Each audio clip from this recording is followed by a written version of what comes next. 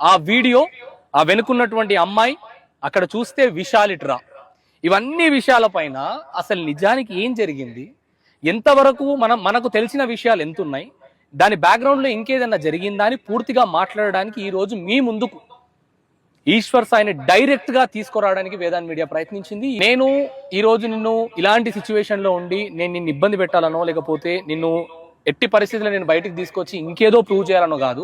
ఆ video upload చేయడం వల్ల ఎంతమంది జీవితాలు నాశనం అయ్యాయి, ఎంతమందికి ఇది ఎంటర్టైన్మెంట్ గా మారింది. ఈశ్వర్ సాయి ఒక ఆల్కహాలిక్, ఒక కామాంధుడు. ఈశ్వర్ సాయికి లేని అలవాటు లేదు. తాగిన తర్వాత అమ్మాయిలపై ఇష్టం ఉన్నట్టుగా మాట్లాడేస్తాడు, కామం చూపిస్తాడు అనే ఒక రూమర్ బయటికి ఒక నీ ఫ్రెండ్ ఎవరో లైవ్ లోకి వచ్చి మాట్లాడినట్టు కూడా తెలుస్తుంది.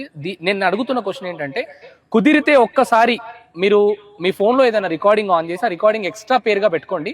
ఇఫ్ ఇన్ కేస్ నాకు ఏదైనా ప్రాబ్లం అయితే నాకు పంపించడానికి ఉంటుంది. ఒక్కసారి పెట్టి నాకు కన్ఫర్మేషన్ ఇస్తే మనం ఇంటర్వ్యూ స్టార్ట్ చేయొచ్చు. స్టార్ట్ చేసి